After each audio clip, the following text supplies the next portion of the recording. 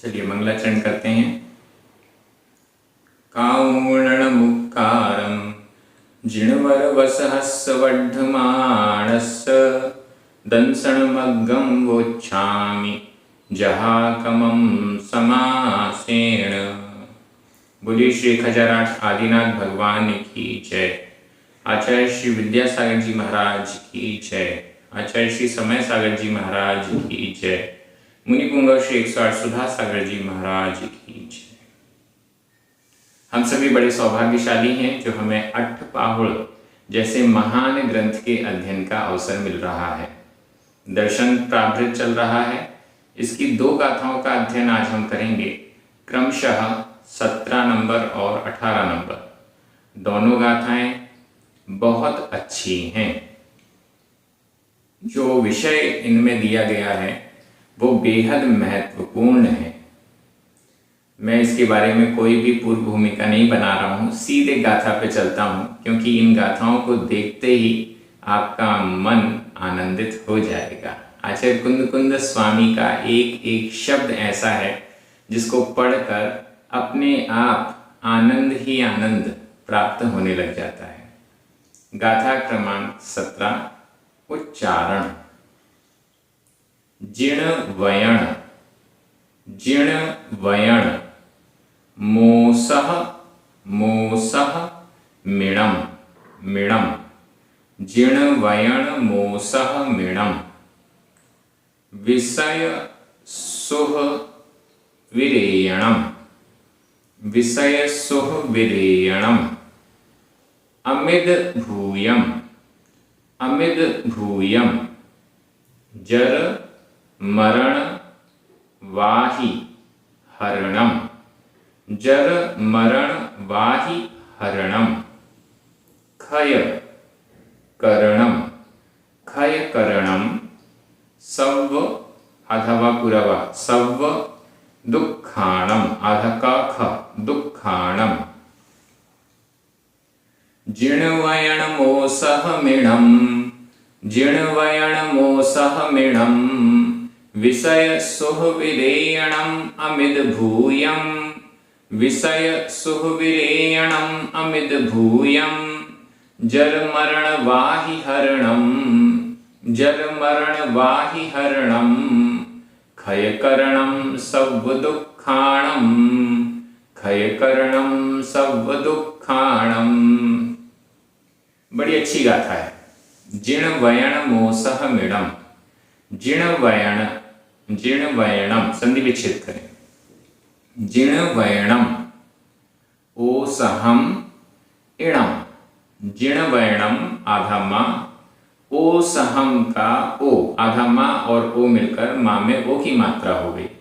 और फिर ओसहम इणम, यहां भी आधा मां और इणम का ई, आधा मां और ई की मात्रा, छोटी की मात्रा मिलकर मां में छोटी ई की मात्रा हो गई।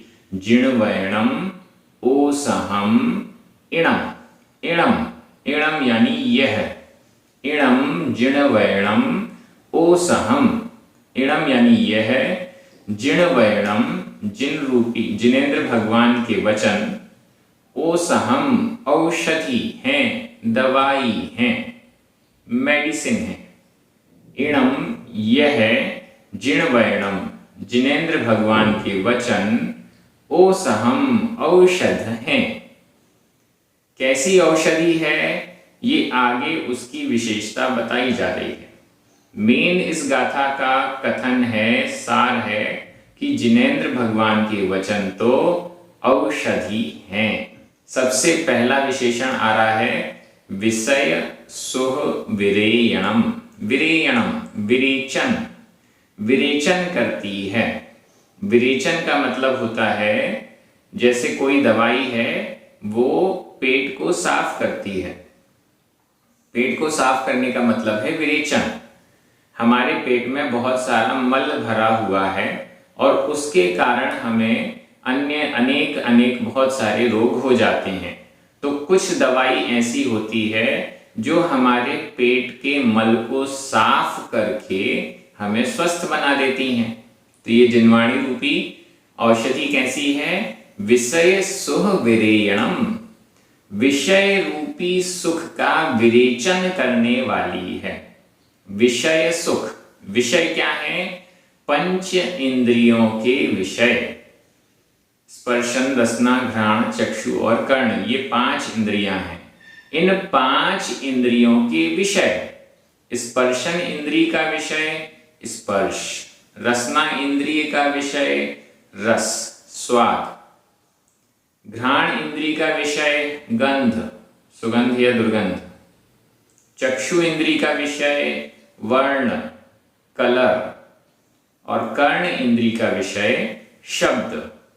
तो इन सब विषय रूपी सुखों का विरेचन करने वाली है। सही दृष्टि से देखा जाए तो ये सुख नहीं है, इनको हमने सुख मान लिया है, इसलिए ये मल के समान है जिसका विरेचन जिनवाणी के माध्यम से होता है। जिनवाणी रूपी औषधि विषय सुखों का विरेचन करा देती है। जिनवाणी रूपी औषधि का जब हम पान करते हैं, जब हम स्वाध्याय करते हैं, तो हम पंचेंद्रिय के विषयों से भी विरक्त होते जाते हैं। जिनवाणी ऐसी औषधि है जो पंचेंद्रिय के विषयों का भी विरेचन कर देती है, उनको भी दूर कर देती है।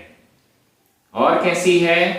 अमिद भूयम, अमिद अमृत, अमृत भूत है, अमृत स्वरूप है, अमृत स्वरूप है यह औषधि जिनवाणी। जिनवाणी का हम रसपान करेंगे, जिनवाणी का हम स्वाध्याय करेंगे तो यह अमृत का काम करती है। मरते हुए व्यक्ति को यदि अमृत दे दिया जाए तो वह जीवित हो जाएगा। ऐसे ही यह जिनवाणी है जो हमें अमर बनाती है। यह जिनवाणी है जो हमारे मरण को, जन्म और मरण के इस संसार चक्र को समाप्त करती है, अमरता प्रदान करती है। इस दृष्टि से जिनवाणी अमृत भूत है, अमृत स्वरूप वाली है। इसके आगे जर मरण वाही हरणम, दवाई कैसी होती है? वाही हरणम, वाही का हरण करने वाली, वाही व्याधि, व्याधि का हरण करने वाली, व्याधि को दूर करने वाली औषधि होती है। तो यहां पर भी जिनवाणी कौन सी व्याधियों को दूर कर रही है? जर मरण, जर, जर यानी बुढ़ापा और मरण, बुढ़ापा और मरण रूप व्याधियों का हरण करने वाली जिनवाणी है। जर बुढ़ापा, बुढ़ापा बहुत बड़ी व्याधि है, बहुत बड़ा रोग है। बुढ़ापे में एक जवान व्यक्ति जब बूढ़ा हो जाता है तो मन तो जवान रहता है लेकिन शरीर बूढ़ा हो जाता है। मन तो कहता है जैसे मैं करते आ रहा हूं वैसा ही करता रहूं, लेकिन शरीर ऐसा हो जाता है जो उसे करने नहीं देता। इस कारण से बहुत अंदर ही अंदर तिलमिलाहट होती है, अच्छा नहीं लगता। अब तो मैं ये भी नहीं कर पाता, कुछ खा नहीं पाता, कहीं घूम नहीं पाता, चल नहीं पाता। व्याधि है ये, बुढ़ापा की व्याधि है। और मरण, मरण तो व्याधि है ही, मरना तो कोई चाहता ही नहीं है, जबरन मरना पड़ता है। तो ये दोनों व्याधियां हैं, जरा यानी बुढ़ापा और मरण।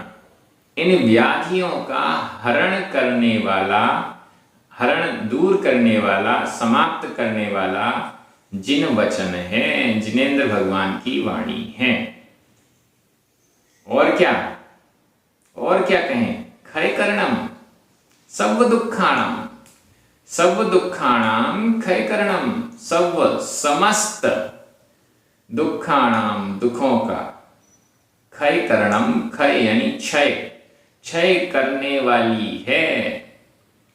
जिनवाणी रूपी औषधि समस्त दुखों का ही क्षय करने वाली है।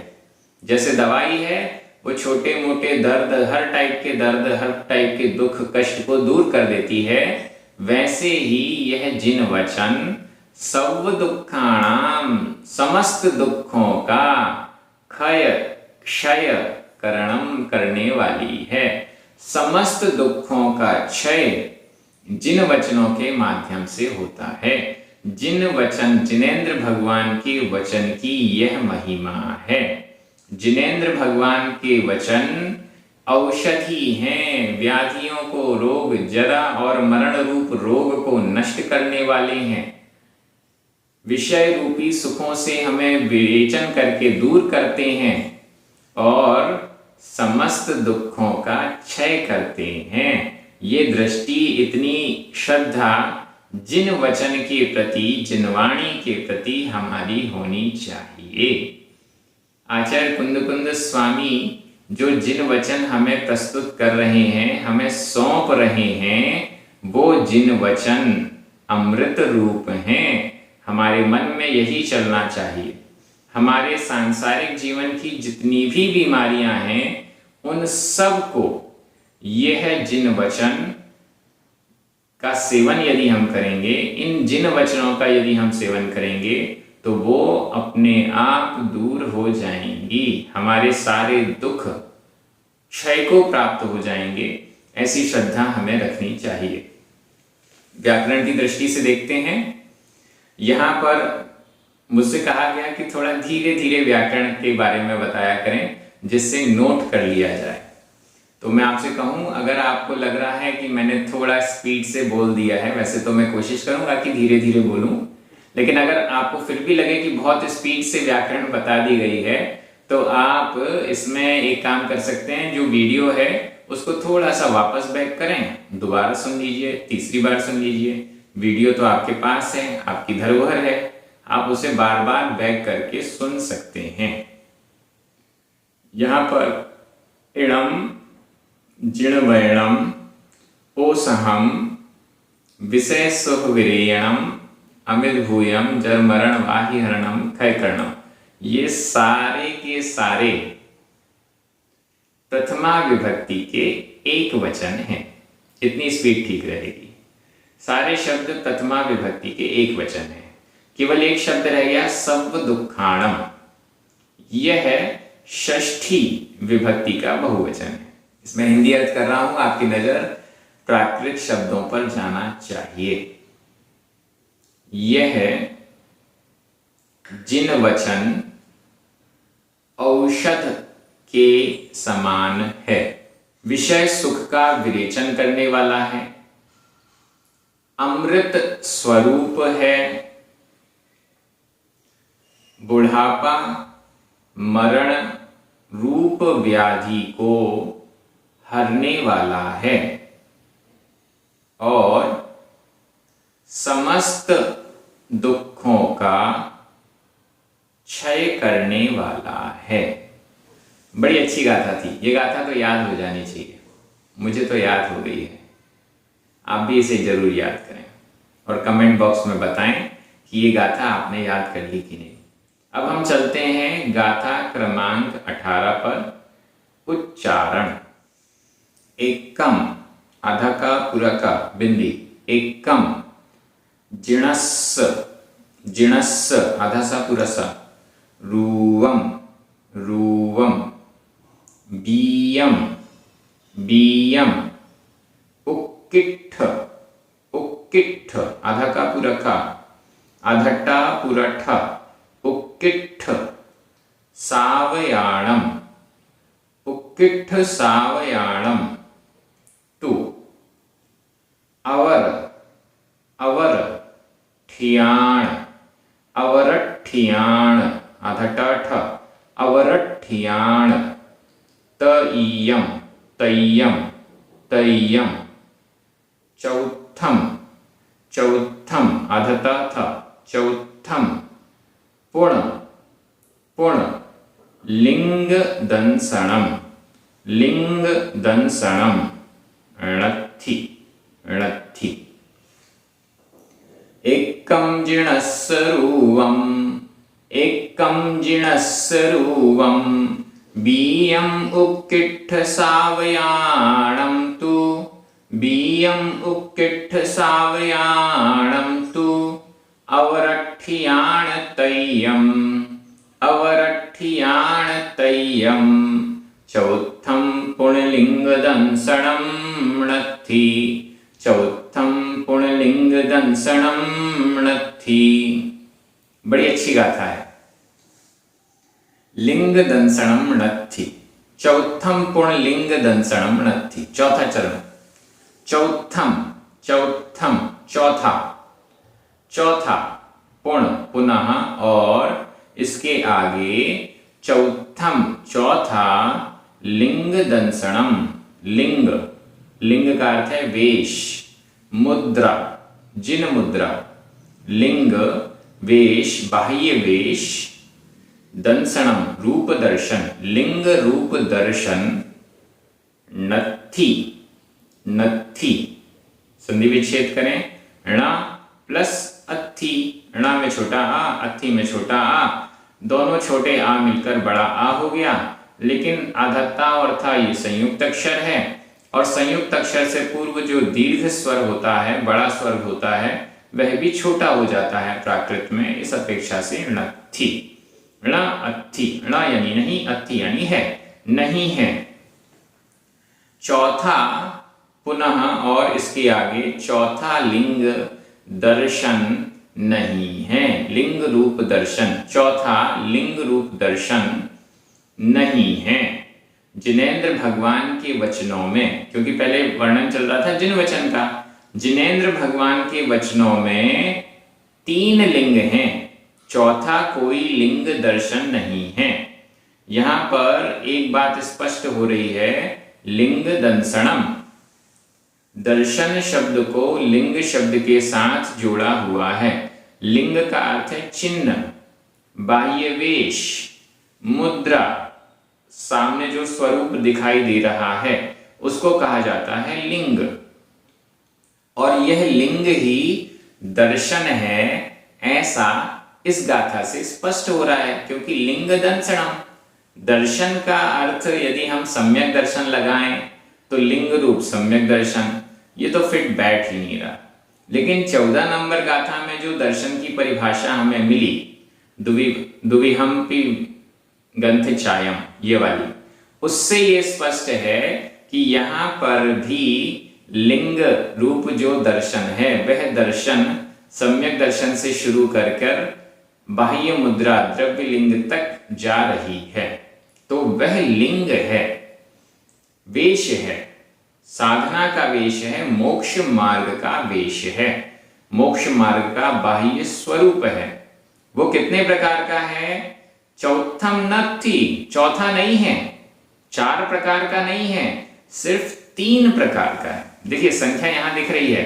सबसे पहले एकम, एकम यानी एक, पहला। बीयम, दूसरे चरण में देखिए, बीयम दूसरा। तीसरे चरण में लिखा है तय्यम, तृतीय, तीसरा। और चौथम, चौथा। एकम जिणस् रूपम, जिणस् रूपम, जिणस् जिनका, जिनेंद्र भगवान का रूप, मुद्रा। पहला लिंग, पहला वेश कौन सा है? पहला द्रव्य लिंग कौन सा है? जिणस् रूपम, जिणस् जिनेंद्र भगवान का रूप है। देखिए कितनी बड़ी महिमा। पहले वेश को, मोक्ष मार्ग में जो 1 नंबर का वेश है, मोक्ष मार्ग में जो सबसे पहले नंबर का वेश है, उसे, उस मुद्रा को जिन मुद्रा कहा गया है। मुनि महाराजों का वेश, दोनों प्रकार के ग्रंथ यानी परिग्रह का त्याग करने वालों का वेश, मन वचन काय से संयम धारण करने वालों का वेश, 3 करण को शुद्ध करके ज्ञान में, ध्यान में, तप में लीन रहने वालों का वेश। ये पहला वेश है, यह जिन मुद्रा है। जिनेंद्र भगवान की जैसी मुद्रा है, वैसी ही मुद्रा दिगंबर मुनियों की होती है। जिनेंद्र भगवान जैसे समस्त परिग्रह के त्यागी होते हैं, एक भी वस्त्र उनके शरीर पर नहीं दिखाई देता, अरिहंत अवस्था में भी यदि हम कहें तो। ऐसी ही मुद्रा, ऐसी ही यथाजात मुद्रा दिगंबर मुनिराज की होती है, मुनियों की होती है। और यह पहली मुद्रा है। इसको जिणस्य रूपम, जिनका रूप कहा गया है। इसको जिनेंद्र भगवान का स्वरूप कहा गया है। ये पहला रूप है जो मोक्ष मार्ग में मान्य है। बीयम दूसरा रूप कौन सा है? उक्किट्ठ सावयाणम। तू का अर्थ और लगा लीजिए, तू और उक्किट्ठ सावयाणम।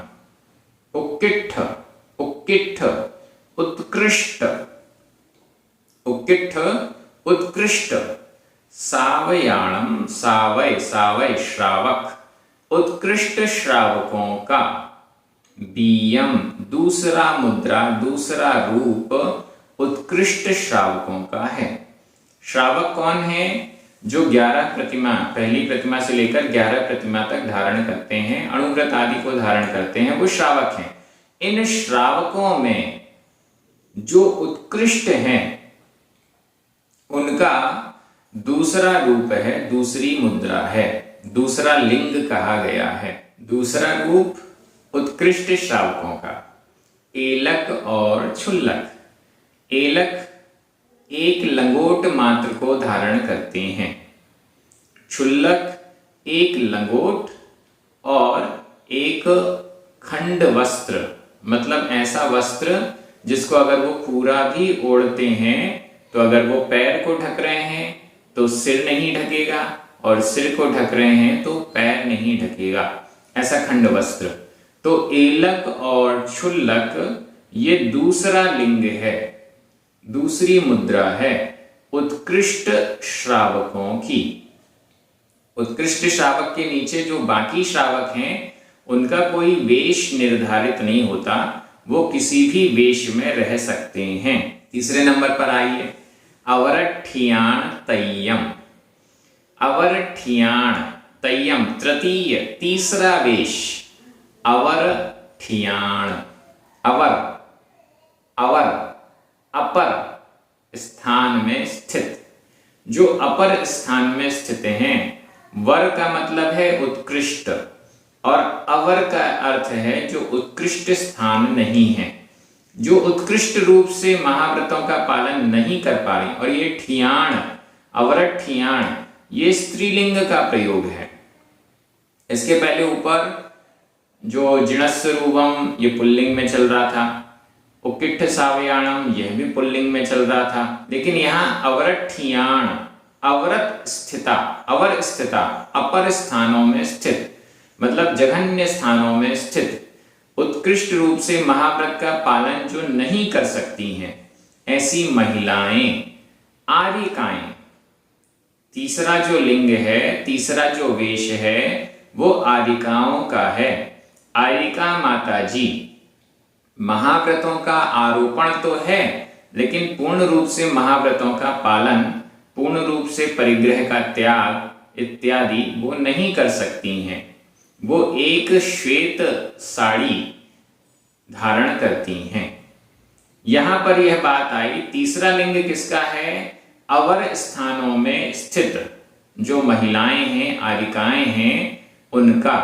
अवर स्थान जो वर यानी उत्कृष्ट और अवर यानी जो उत्कृष्ट नहीं है, अनुत्कृष्ट स्थान में स्थित आर्यिकाएं।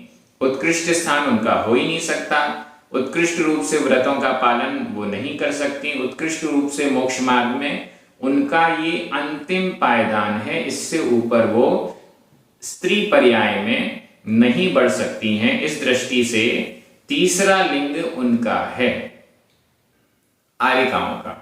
ये 3 वेश ही बताए गए हैं, पुण्य, और इसके आगे चौथा लिंग दंसनम, लिंग दर्शन, बाह्य वेश, रूप दर्शन नहीं होता है। बड़ी अच्छी गाथा है। दर्शन किसे कहा गया? पहले परिभाषा आ गई, दोनों पर प्रकार के परिग्रह का त्याग।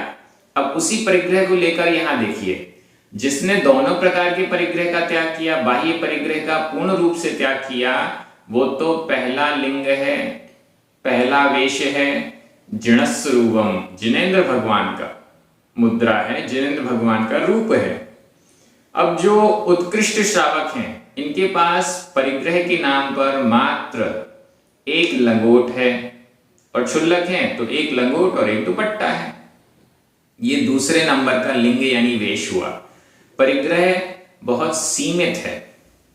और तीसरे नंबर पर आरिकाएं, क्योंकि वो अपना पूरा शरीर ढके बिना नहीं रह सकती हैं, लोक लाज की भी व्यवस्था है, और उनका शारीरिक व्यवस्था ऐसी है कि उनको पूरा आवरण जरूरी है। इस दृष्टि से तीसरा वेश, तीसरी मुद्रा, तीसरा लिंग आरिका माता जी का हुआ। ये तीन वेश ही होते हैं, चौथा कोई वेश जिनेंद्र भगवान के द्वारा नहीं कहा गया है, चौथा कोई भी वेश मान्य नहीं है जैन दर्शन में। ऐसा इस गाथा से स्पष्ट है, क्योंकि वो कह रहे हैं चौथम पुण्य लिंग दंसनम नत्थि, चौथा कोई वेश है ही नहीं। अगर कोई चौथा वेश इन तीन के अलावा बनाया भी जाता है तो वह मोक्ष मार्ग में नहीं माना जाएगा।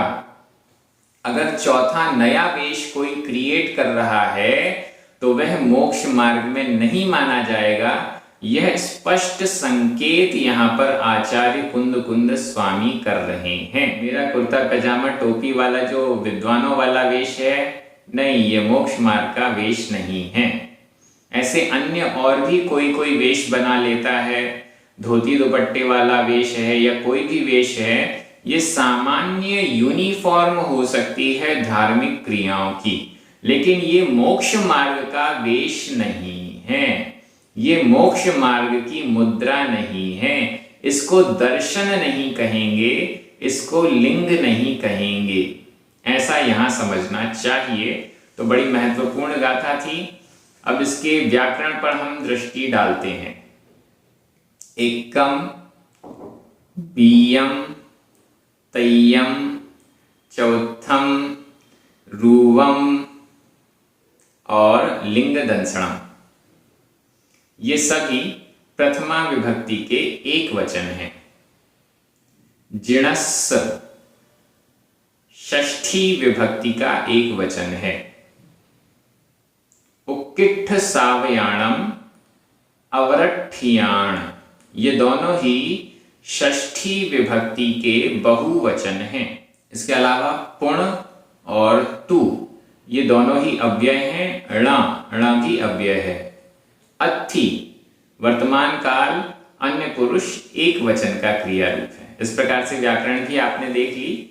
और अब मैं हिंदी अर्थ कर रहा हूं, आपकी नजर प्राकृत शब्दों पर जानी चाहिए। पहला वेश जिनका रूप है, दूसरा वेश तो उत्कृष्ट श्रावकों का है,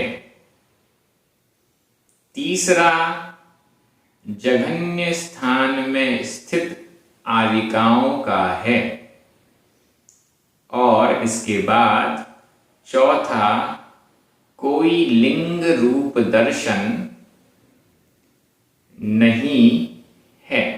बड़ी अच्छी और बड़ी सरल गाथा है, और इस गाथा से आपको बहुत कुछ समझ में आएगा। अगर हम मोक्ष मार्ग में जाना चाहते हैं तो केवल ये तीन ही वेश हैं जिनके माध्यम से, बाह्य मुद्राएं हैं जिनके माध्यम से हम मोक्ष मार्ग में जा सकते हैं।